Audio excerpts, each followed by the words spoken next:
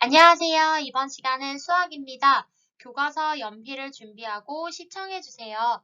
3단원 규칙과 대응 2차 시 대응 관계를 식으로 나타내는 방법을 알아볼까요? 교과서는 54쪽, 55쪽을 펼쳐주시면 됩니다. 실제 수업 시간보다 짧게 만들어진 영상입니다. 문제를 읽어주면 일시정지를 눌러서 실제로 풀어본 후에 답을 한번 확인해보면 좋을 것 같습니다. 그럼 오늘의 배운 문제를 다 같이 큰 소리로 읽어볼게요. 대응 관계를 식으로 나타내는 방법을 알아봅시다. 선생님이 지난 시간에 배웠었던 문제를 다시 들고 왔습니다. 다음에 그림을 보고 대응 관계를 한번 말해보세요. 삼각형의 조각의 수는 사각형 조각의 수의 2배이다 라는 걸 우린 지난 시간에 배웠습니다. 그러면 이렇게 문장으로 나타낸 친구들을 오늘은 식으로 한번 나타내 보도록 하겠습니다. 교과서 54쪽에 1번입니다.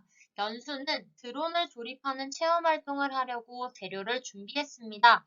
드론의 수와 날개의 수 사이의 대응관계를 식으로 어떻게 나타내는지 한번 알아보도록 하겠습니다. 연수가 이야기하고 있는 그림을 보면 드론 한 개를 만들 때 날개가 4개인 드론을 만들려고 하고 있네요. 드론의 수와 날개의 수 사이의 대응 관계를 표를 이용해서 한번 알아보도록 하겠습니다. 교과서 54쪽에 나타나 있는 드론의 수, 날개의 수를 나타낸 표의 빈칸을 다 채워본 후에 한번 같이 정답을 확인해 보도록 할게요.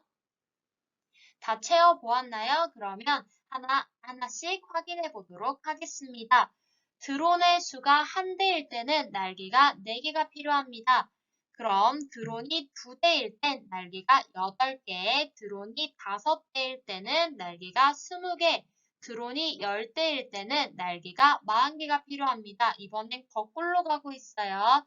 날개가 72개가 필요하니까 드론은 18대가 필요하다. 그 다음 드론이 50대가 있다면 날개는 200개가 필요하다라는 거를 우린 구했습니다. 이 표를 통해서 알 수 있는 건요. 날개의 개수는 드론의 개수의 4배다라는 걸 알 수가 있고요. 날개 4개를 가지고 드론 하나를 만들 수 있다라는 것도 알 수가 있었습니다.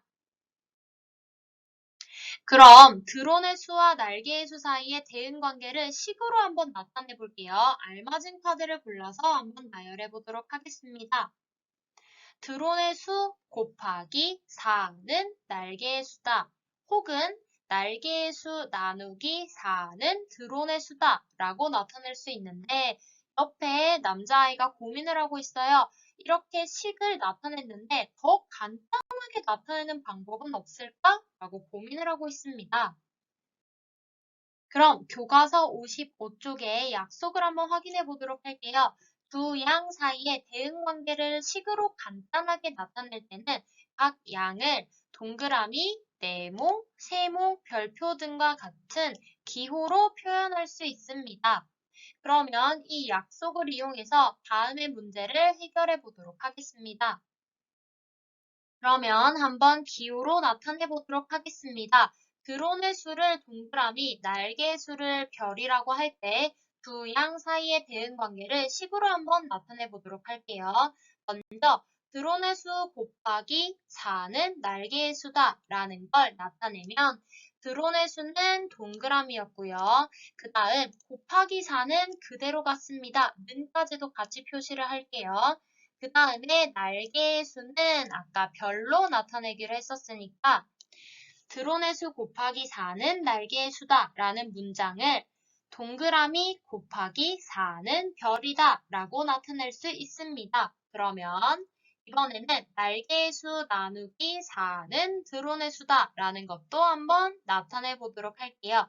날개의 수는 아까 별이라고 했었고요. 그 다음에 나누기 4는 까지 이 친구들은 그대로 나타내 주고요. 그 다음 드론의 수는 동그라미라고 했으니까 날개의 수 나누기 4는 드론의 수다 라는 문장을 별 나누기 4는 동그라미다 라고 나타낼 수 있습니다.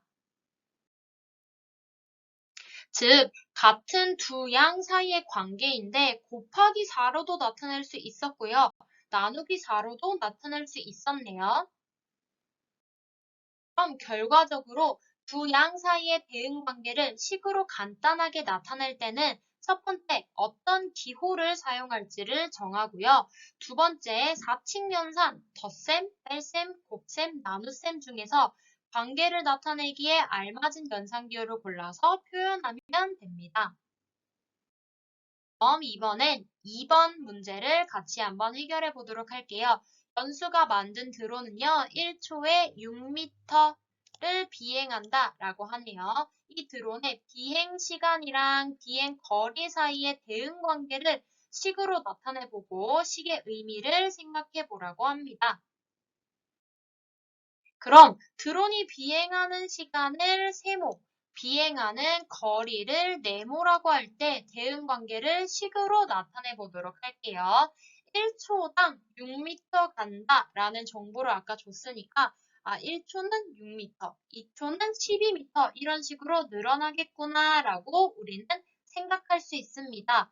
그럼 즉 이걸 문장으로 나타내 보면 비행한 시간 곱하기 6을 해주면 드론이 총 간 거리가 나오게 되겠죠. 그럼 이거를 기호로 나타내 보도록 할게요. 비행한 시간을 세모라고 했고요.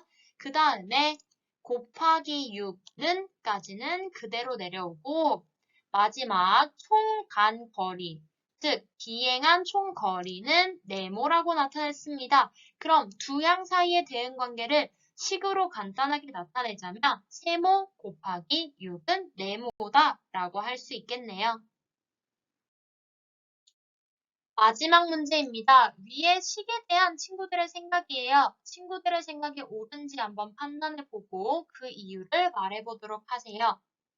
연수, 슬기, 지혜의 말을 한 명 한 명씩 같이 한번 알아보도록 하겠습니다. 먼저 연수의 이야기예요. 네모는 세모와 관계없이 변할 수 있다 라고 이야기를 했는데 아까 우리가 대응 관계를 식으로 나타냈을 때 세모 곱하기 6은 네모다 라고 구했었죠. 즉 네모는 세모의 크기에 따라 변하기 때문에 관계없이 변한다 라고 했는 말은 틀렸습니다. 다음 슬기의 이야기를 한번 판단해 볼게요. 드론이 비행하는 시간을 동그라미, 비행하는 거리를 별로 바꿔서 나타낼 수 있다라고 했는데 아까 우리가 구한 거는 세모, 비행하는 시간이 세모였죠. 그 다음에 비행하는 거리가 네모였는데 이거를 동그라미와 별로 한번 바꿔서 나타내 보면 똑같습니다. 세모가 그냥 동그라미가 된 거고요.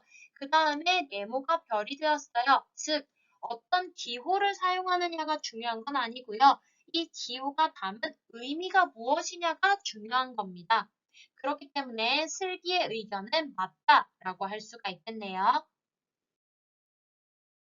다음 마지막 지혜의 말입니다. 세모는 분수나 소수도 될 수 있다라고 했는데 아까 세모는요. 드론이 비행하는 시간을 나타냈었습니다. 즉 소수인 1.6초로 비행할 수는 있겠죠. 또한 이거를 분수로 나타냈을 때 10분의 16초도 나타낼 수가 있기 때문에요. 시간은 초나 분수로도 나타낼 수 있기 때문에 지혜가 말한 세모는 분수나 소수가 될 수 있다라고 했는 말도 옳은 거네요. 오늘의 과제입니다. 수학 익힘책 36쪽, 37쪽을 해결하여 다음에 암호문을 한번 완성해 보도록 하겠습니다. 수익의 답을 글자로 바꿔서 문제칸에 적고 사용하지 않는 글자는 힌트칸에 적어봅니다. 문제랑 힌트를 보고 넌센스 퀴즈를 한번 풀어보면 좋을 것 같아요. 오늘의 수학 수업은 여기까지입니다. 출처는 다음과 같고 그러면 다음 수업 시간에 만나요.